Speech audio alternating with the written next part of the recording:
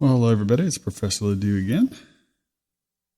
And I wanted to take just a couple minutes to talk about significant figures. It's a very critical concept that you will employ all the time in this class. So it's got to get it under control and master it and be able to do it really almost without thinking. Very important because, as I mentioned or alluded to in class when we were talking about estimation, that estimates as well as all measurements have to have three things, okay? They have to have a magnitude of the variable that's being measured or estimated. There must be included units, which could be some of the fundamental units, such as meters, or derived units, which is a combination of the fundamental units, such as meters per second, for example, if you're talking about velocity. And there has to be some kind of measurement of uncertainty or error. And the level of uncertainty in a given measurement or estimate is communicated by the number of significant figures that number is reported with. That's one way of doing it. So we have to both understand how to read and interpret numbers, the amount of uncertainty that comes with them, and be able to communicate numbers that we generate to others as well. We need to understand significant figures. And what significant figures are depicting is absolute error.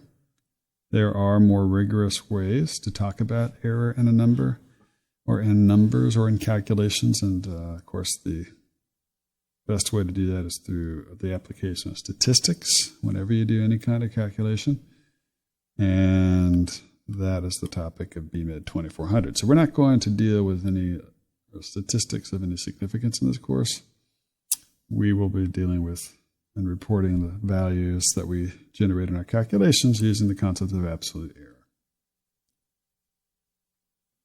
So how does that work? Well, to invoke absolute error, you have to consider two cases. Case one is when you have a number with a decimal point, and the other case is when you have a number that doesn't have a decimal point. So in case one, when you have a decimal point, we assume that the last significant figure in the number represents the amount of uncertainty that's in that number. So for example, in this case, we're assuming that the uncertainty is really, and that number is really plus or minus 0.05.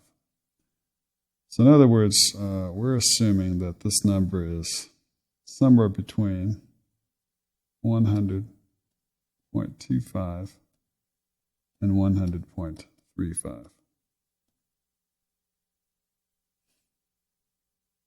Whereas it looks like the same number, 100.3, but we have these two trailing zeros, which actually we have to pay attention to, okay?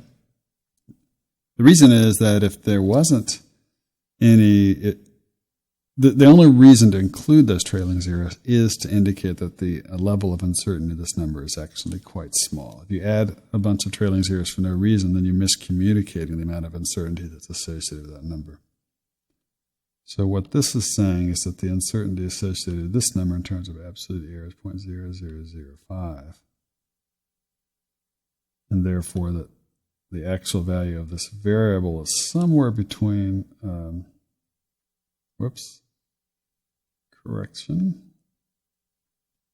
somewhere between 100.2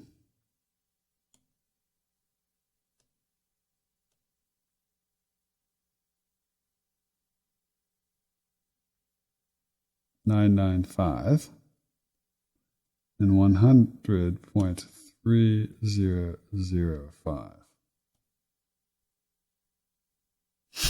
So you can see it makes a big difference. You got to pay attention to the zeros when there's a decimal in there, and they should not be included for no reason. The other case is if you do have a decimal, then we're assuming in that case that the trailing zeros do not imply any additional accuracy.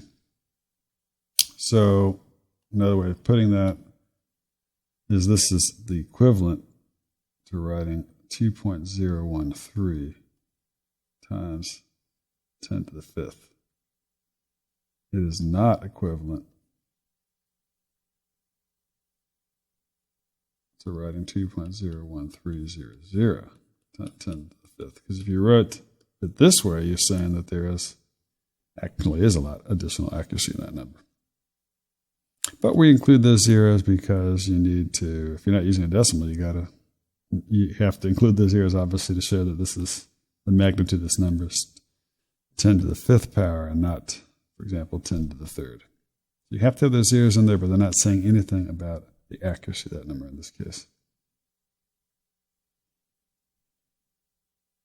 So how does this work? So if you're multiplying or dividing some numbers, then what you do is you retain in your final answer, after you multiply and divide all these numbers together, the lowest number of significant figures that occurred among all of those numbers that were involved in the calculation. As an aside, make sure when you're doing the calculation that you're not doing any rounding. Carry along all the digits. Do not round. Only round to the final number of significant figures when you're completely done with the problem.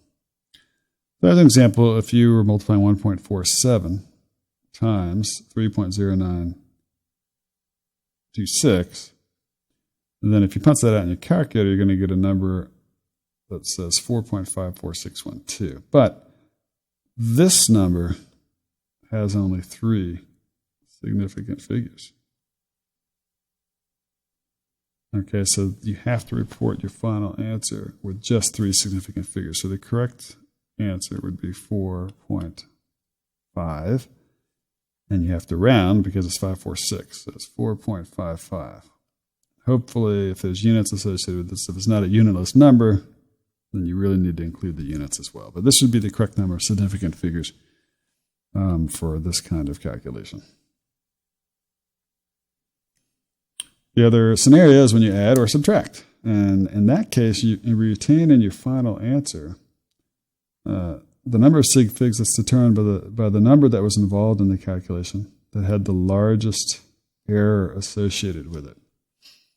So, for example, this number is plus or minus 0.05 is the absolute error that's associated with it, whereas this number has an absolute error of plus or minus 0.0005. Okay, so this is the number. You're going to just keep the last digit of this number is going to dictate where you round off the answer to your calculations. So you have 2 choices. You could round off to that, or you could round off to that number. And because this number has the highest error associated with it, that's what dictates where we round it off to. So if you were adding 2 numbers like this, the correct final answer in terms of sig figs would be 110.3. Okay, and then one last note in terms of retaining significant figures, you will be dealing with conversion factors, things like 2.54 grams. 2.54 centimeters per inch might be a conversion factor that you have memorized. Well, that might not be, most likely is not an exact number. So if you had something that, if you were multiplying a conversion factor times a number that had more than 3 sig figs in it, you would want to go ahead and look up that conversion factor to the necessary number of significant figures so that you're not unnecessarily reducing the number of significant figures in your final answer. But for this class, just go ahead with your memorized conversion factors and don't assume that they have infinite number of significant figures. Same thing with things like pi and fractions like this, which are going to equal to 0.666 and so on. Just use as many digits as necessary so that you're not unnecessarily reducing or increasing the amount of error in the final calculation. Okay, so basically consider these things as having infinite number of significant figures because they are exact and can be looked up as needed in real life, basically. That ends this discussion on significant figures.